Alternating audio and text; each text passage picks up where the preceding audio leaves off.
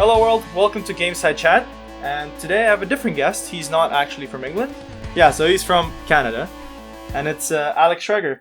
Hey bud. How are you doing, Kimmer? Good. Thanks for coming, man.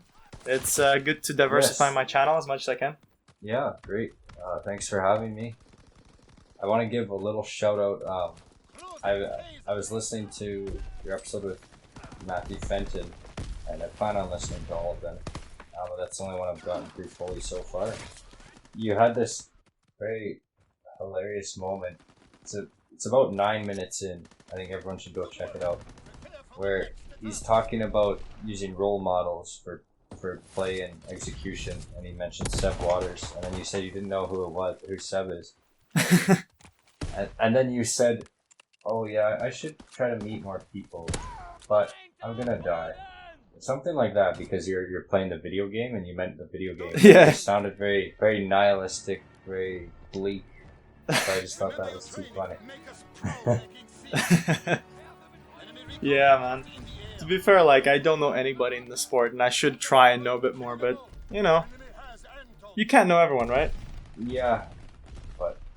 So, in your 7 years, how many teams did you play for? And what teams did you play for? Oh, jeez. Not that many, actually. I guess 4-ish. My university team was Waterloo Ridgebacks. I played with them for 3 years. Right. My program was 5 years, so a double degree program. And then I played as an alumni as well in my kind of gap year, deciding what to do after undergraduate. Then I moved to Toronto for massage therapy college, and I played for Valhalla Quidditch. In my second year, we won nationals. That was a really strong year for us, and maybe the year with not as much parity around the top of the league. So that year our record was 32-1, and I think we only had 3 swim games. All right, damn dude. Yeah. So after my 2 years at Valhalla, I moved to Spain for a year as my girlfriend was studying her master's there. For music composition in film, TV, and video games. She actually composed and then did some lyrics and vocals for the Quidditch Canada entry for the Eurovision. I don't know if you saw that. Oh, okay, really? For the one that just happened? Yeah. So in Spain, I played for my local team, Buckbeak Riders. We were living in Valencia. We finished 5th at the Spain Nationals, which was pretty much the best we could do in terms of our team relative to the others. The top 4 at the time were just, a tier ahead of us, so or tied for 5th. Okay. I guess technically our 5th place game got cancelled halfway through because they needed to run the finals. Okay. I played for Rochester Whiteout for 2 summers, 2017-2018, in Major League Quidditch, so the American precursor to the QPL. Yeah. There, it was more or less a bench warmer, but their beaters. I played beater. Their beaters are really strong, but it was very valuable practicing with them, and the little bit of game time I did get was a super valuable experience for me. Okay. Played Team Canada's standing team, finally Amsterdam Pride in QPL last summer. Wait, so did you actually play against us in that game? No, unfortunately I moved back to Canada, so I missed out on the 3rd Euro Series and the championship fixture. So Okay. Yeah, that made sense, because when I was talking to Mariana, she said ask him about QPL. I was like, what do you mean ask about QPL? I was like, oh, he played. I was like, did he? Okay, cool. Yeah, no, I was still practicing locally in Valencia, but it was just, it was more about working on your individual training or, working with your local teams, and then bringing that and trying to just hopefully have some chemistry and really just work on communication, getting everyone on the same page. So how was that? I mean, I love the experience. I had a lot of really strong teammates, and teammates that were, a lot of them were sponges, the ones that were less experienced. They took so much in, and you could see drastic improvements just across a few games. So I was really happy. Wish I could have been there at championships. And I mean, while I was in Spain, I was fortunate enough to be able to go to British Quidditch Cup and EQC Div 2 in Poland. Wait, so do you play now still, or? Yes, yeah, I played for Valhalla, I guess, for my 3rd season with them. We got 2nd at our regionals. I mean, it was a really tight game. And we were looking forward to trying to win nationals again, but that was cancelled, fortunately. Yeah. It was going to be indoors too, which everyone was really pumped about. So would it be like indoor, hard soil, or would it be like indoor? It would have been artificial turf. Nice. You guys are way more advanced than we are here in the UK. Honestly, it's pretty rare because those facilities are really expensive. So unfortunately, I don't know if that will ever happen again. But at least for a big tournament like our nationals has anywhere from 12 to like 17 teams depending where it's hosted. So fair. I mean, to be fair, it's nice that you would. I mean, you don't have the opportunity now, obviously. So, do you guys have any news from like your, I guess, when things are going to reopen, at least for Quidditch? Oh no! For Major League Quidditch, Toronto finally got a team last year. So when I played for Rochester Whiteout, I was driving roughly like 3 hours one way for practice, either on like Tuesdays or Saturdays. I had a teammate or two in Toronto that were also on the team, so we always carpool and it drives less lonely. But that was just kind of like peak illustration of like our Quidditch obsession that we're going, like, leave Tuesday at noon. We try to beat traffic, get there really early, sit in a cafe, play some courtyard broomball, Quidditch video game on Steam. Play that for like an hour or two in the cafe, practice for 2 hours, drive back home 3 hours. So like basically being gone for almost 11 hours, 12 hours. Damn, man. But that's crazy. That I think that's where I improved the most. Just with playing with and against these high level players there. So yeah, anyhow, Toronto has a Major League Quidditch team now. So I was really excited because I was gone in Spain last year. I was excited to play with them this summer, but that's obviously been put on hold. I doubt the U.S.-Canada border will be open anytime soon. And like, if it is open, that will be preceding allowance for us to get back into full contact sports. But maybe, just maybe, we can have some sort of a series against a team that's in Ottawa, or maybe a fantasy tournament or something. Okay. But I don't know. I'm hearing rumors that we might not even be starting back in the fall yet, so yeah. Who knows? It's not really looking good, is it? So how many teams are there actually in Canada? Let's say like 19 competitive teams, and then like 5 or so kind of developmental / recreational teams that I've never like personally seen, but I know they have like a tiny little league. So basically that means if you are in the wrong part of Canada, there's a very small chance that you play Quidditch. No, I mean most of the big cities have teams, but just for like youth Quidditch or like developmental teams. Like truthfully, it'd be nice to see a few more teams, but with how spaced out Canada is as well, like there's a giant gap in the middle of the country that makes travel hard. I can imagine. A team like Vancouver, we're only going to see them once a year at nationals. Flights aren't cheap. Like, you could fly to Vancouver, or you could pay like a couple $100 more and fly to Europe. Okay. All right.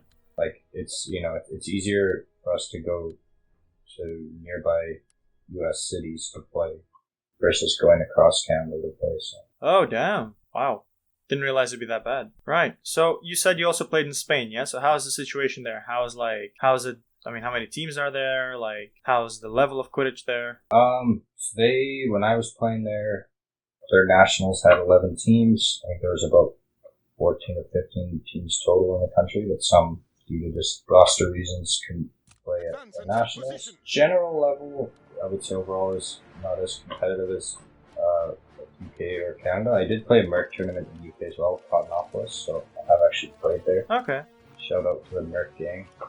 Good times there. That was like some players from Unspeakables and Dublin team and a few other players in the northern region. But Okay. Spain's top end though has a lot of really solid athletes. I think to me the biggest difference probably comes from players in Spain have a background in football, as in soccer and Yeah. maybe basketball. And then, you know, some of the better players, a few have played American football, a few have played rugby. But I think just for things like ball movement and throwing form, because not as many are playing things like baseball or American football or dodgeball or what have you. Yeah. There's you can kind of see that difference. And in terms of tactics, I think things are just a little bit behind there. But again, like some of the coaching is really solid. One team I think that does a great job of kind of getting the best out of all their players is Lumos Quidditch in Spain. I think they've been to a few EQCs. They have some really great leadership. I think they have a really great team environment. So you're kind of an experienced person. I guess you've been pretty much in a lot of places. You've seen a lot of types of Quidditch. If I had to ask you the hard question of comparing the styles of Canada, Spain, and England, how would you do it? Like, how would you compare the three different countries? So I think UK, I find their beater game tends to be a little more like the American style, where it's like, okay, let's have the beaters knock each other out first and do their battles, and then our chasers will just be solid at tackling. We'll hold each other accountable enough. So it's kind of like worry about beaters first, worry about Cloth second. Canada's starting to get into that, but I think we need to sort of just catch up on chaser tackling. And Spain, I would say, is probably more sort of the Canada level there, but I think sometimes you see in Spain teams making the mistake of beaters doing these beater battles, but then the chasers can't back them up. So it's like, if you make the beater battle, if you prioritize the beater battle, you're just going to get scored on. Or like, you know, teams will value getting bludger control over stopping the goal. I think, you know, there just needs to be kind of like a prioritization of their goals in terms of like, you know, I'm coming from the beater perspective, but I was like sort of an assistant coach for my team in Spain, and I was beater coach for Valhalla this year. So obviously we all know that beaters have a huge impact on the flow of the game, right? Especially since we currently, in every league except Major League Quidditch, there's still only one arm tackling. So yeah, you know, you have a big driver and no beaters. They're pretty OP. Yeah. Oh, okay. Right. So if I had to say, like, let's just say, like, all the teams from Canada, all the teams from Spain, all the teams from England, were all put in like one gigantic tournament. Like, which teams would win? Like, as in, like, would the English teams dominate, or would like Canadian teams, or would Spanish teams? Ooh. So is this like just like a general tournament, or is this more so the upper teams? Well, fine. Let's do the general level first. Okay. So I think you'd see a lot of parity with UK and Canada. UK is more like UK is just, to me, it's like it's kind of like what you see in Canada, but just there are more teams. So there's more like top tier teams. There's more middle tier teams. There's more lower tier teams. Spain would be probably, you know, just a little bit below in most regards. Okay. I think it's been a while too since Canada and UK played. I think they last played in like 2016. But I think a lot of the coaching and strategical formations and stuff are similar. Even the top team in Spain are using the box formation or diamond setup, 2-2 zone defense. And do you reckon there's any teams in Canada on the level of like the best American teams? Best American? No. Okay. I mean, Valhalla, when I was gone in Spain, they played the U.S. college winners from the previous year, which, you know, they'd lost a lot of their top talent, but Valhalla beat them. In terms of playing club teams in the U.S., if the U.S. Nationals for the club division, let's say they have like 24 teams, maybe the best Canadian teams would finish like lower middle. All right. And how would like the UK teams compare to that? Yeah, probably similar to Canada in that regard. I think Okay, right. the best evidence we have is the Toronto Raiders, the MLQ team from last summer. Mm-hmm. That's sort of like a Canadian all-star team, and they qualified for the MLQ championships. They had a lot of really tight games in their division, like games that were decided by one goal, because they have the set score rule, so it makes the end of game really exciting. I'm also screwing up here. Yeah, so if you have evenly matched teams, it makes the end of game even more exciting than the current rule system. So. All right. Okay. Cool. So I think we've covered everything about us comparing the styles. To be fair, it's kind of cool. You're the first guest that has played pretty much everywhere, man. All right. So how was it adapting to different styles when you moved? I think you have to kind of just see what you're working with in terms of teammates and opponents. Mm-hmm. So in Spain, I had a lot more of a leadership role, whereas, with the Merc gang, everyone knew what they were doing in terms of strategy and execution for the most part. I was doing some sort of leader coaching with the QPL team Amsterdam, but again, a lot of we had Albert and from France, Benin from Turkey, a lot of Matthias from Austria, so a lot of very experienced international players. So yeah, I think to me it's not too bad adapting. You have to, I think, just strategy and execution of the thinking component in Quidditch is really undervalued. People get too distracted by somebody's their strength or their speed or either throws really hard or something. But it's are they making the right choices? Are their choices positively impacting their team? Or this player is really good, but are they bringing the best out of their teammates? I think that's really undervalued. So, sort of that's my goal. Do what's best for the team. Next question would be: so you've talked about that you played for Team Spain as well. So the question would be how was your experience at European Games? Well, it was a blast for sure. That was the first international tournament I played in. Had a lot of fun with Team Spain and the other friends I had made through QPL and UC Div 2 and going to the UK tournaments. So it was really great. I met some Americans that came out to referee and volunteer. Had one Canadian, Claire Hutchinson, who's currently in the UK. She's in London. The level of play was great. There was a ton of parity.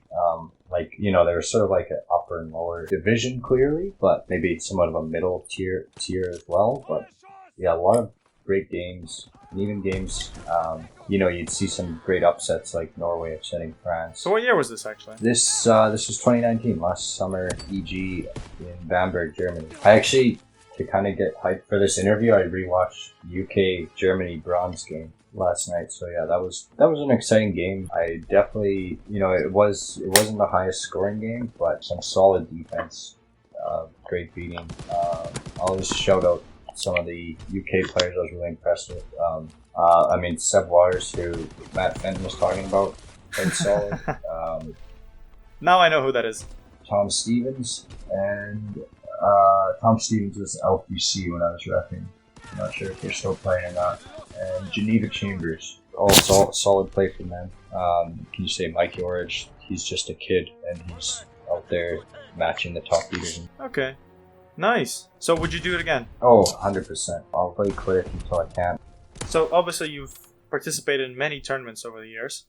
I was going to say, compare the tournaments in the 3 countries you've been. So in terms of organization, competitiveness, that sort of stuff. I'll just rank them, I guess. I think the UK was the most organized of what I saw. Okay. I don't know if they have more non-playing volunteers than other places. EQC Div 2 in Poland seemed really well done too, but they have a lot of a huge committee. So I think, it's just in terms of you got to delegate, and you also need competent volunteers, right? Yeah. But sometimes it involves training too. Sometimes just the objectives aren't super clear. Right. So you said England's the best.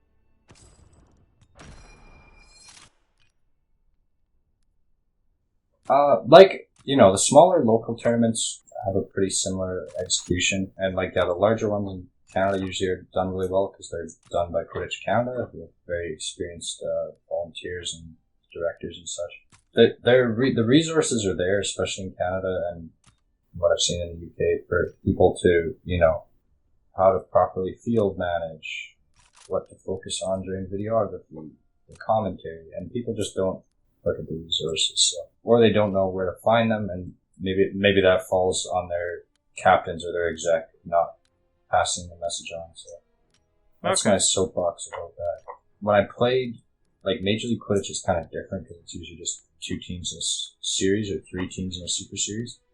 So those might be a little easier to run. Right, okay. And, like, yeah, I enjoyed the QPL fixtures as well. I thought they were really well run. I mean, they had some unexpected logistical issues come up, but the 2 European ones I attended, I thought were still really well done. Okay, that's good.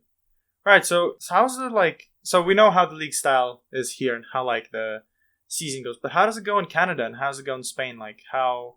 Yeah, what is like the league standings? How does it work there? I'm pretty sure Canada's similar enough to the UK. I mean, okay. We don't have a developmental cup yet, so you play your local and regional teams, and then you're ranked based on like obviously how you do, but how you do relative to the strength of your opponent, this kind of thing. Alright, okay. So they have a good like statistical type model in place. Spain has, because it's warm enough there, they play almost all year. So their nationals are kind of early. When I was there, at least they were in like November. But then since January, there've been like regional tournaments, and then summer there's like more Merc tournaments.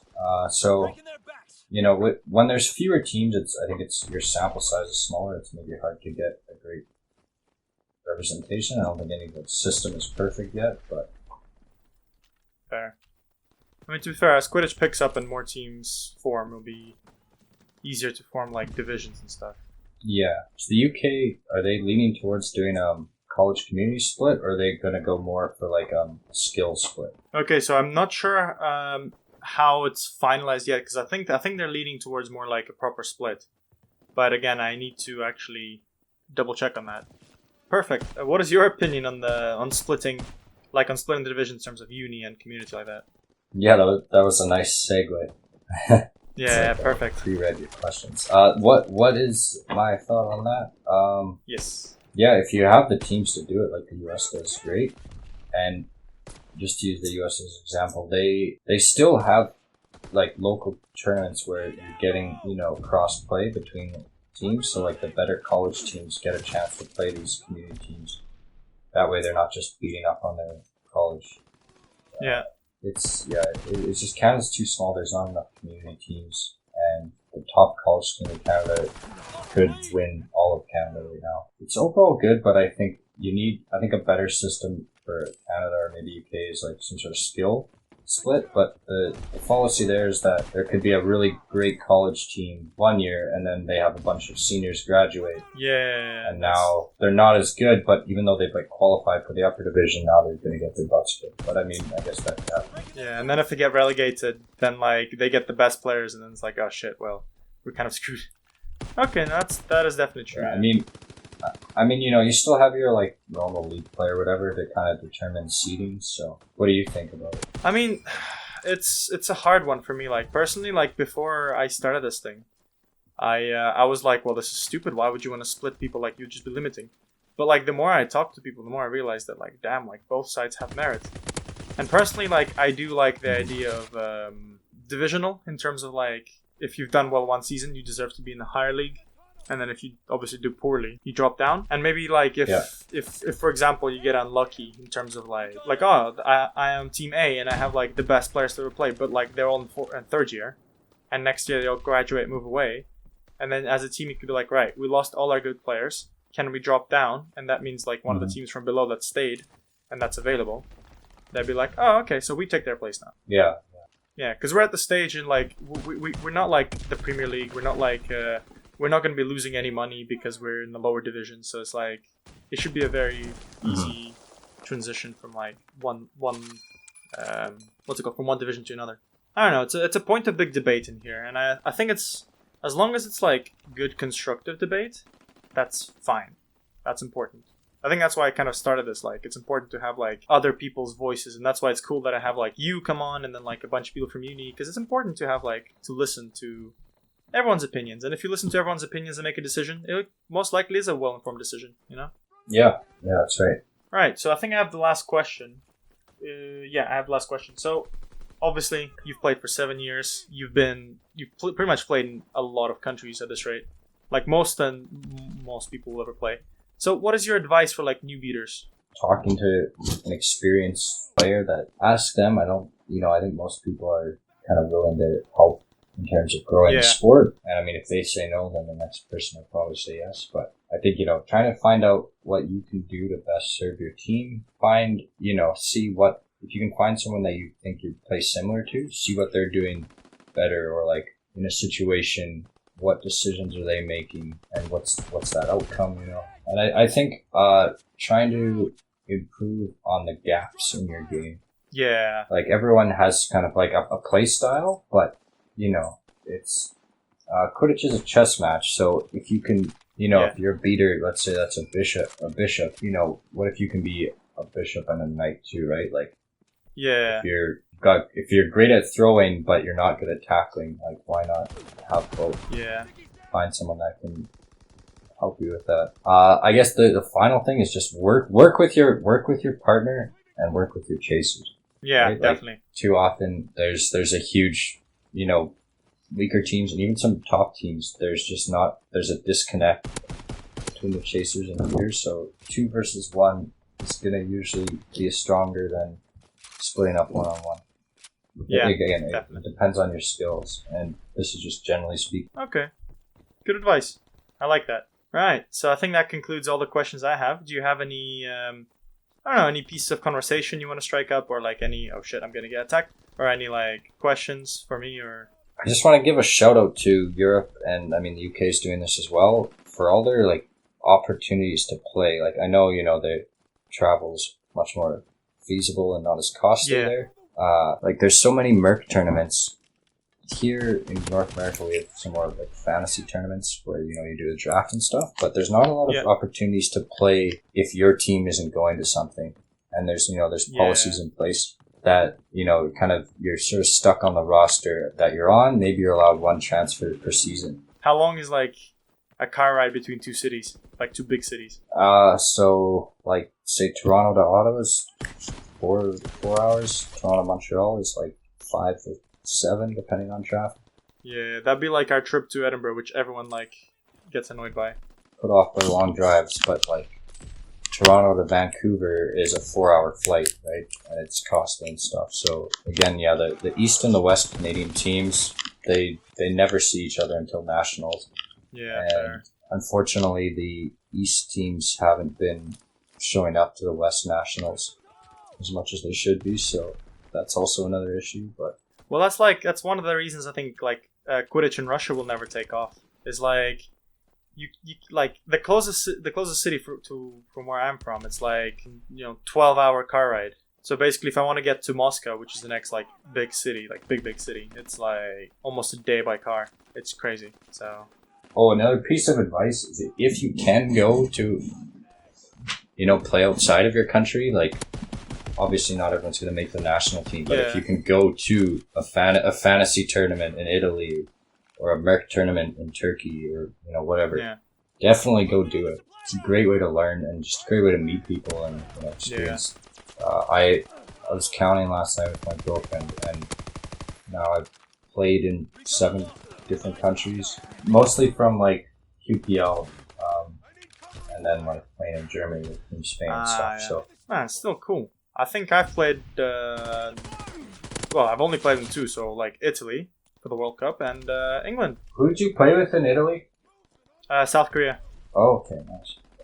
Yeah. So you're the most experienced player I've had to date. Well, anyways, thanks for coming to my interview, man. Yes, thanks for having me, and I just want to say too, like we were talking about, hearing different voices, getting different opinions, make that informed decision. Listen to the voices that maybe aren't heard as much, the minority players or players of the minority gender and stuff, because I think sometimes there's just not enough equity there. You gotta... Well, yeah, it's because I think this is one of the main reasons why I kind of started this kind of format, is because like we do have I don't want to say an elite, but we do have like a group of players that like are the most vocal, and that is because like they've been around, they have experience. But like because I'm kind of I'm a nobody in this sport. Like I've played for 2 or 3 years, been injured for most of the times, so I'm not like super well known. So I was like, well, you know what? Like, let me just go and bring other people's stories to life. You know, what do they say? What do they think? Yeah, and sure. yeah, because you are right. Like sometimes like when you go through like QUK page, it's like it's the same, 5-10 people maybe speaking. But like if you listen to my podcast, like obviously I will start with people I know, and then I will try to occasionally bring like the well-known people, just like because it's also interesting to tell their story. But like I will try and focus as much as I can to bring, So uni players, just anyone who wants to chat with me, come chat with me, and preferably don't beat me in video games because it's kind of annoying. Right, man. Thanks for coming to my TED talk. Yes. Right. Bye, guys. Thanks again. Enjoy the rest of your day. See ya. Thanks, man. You too.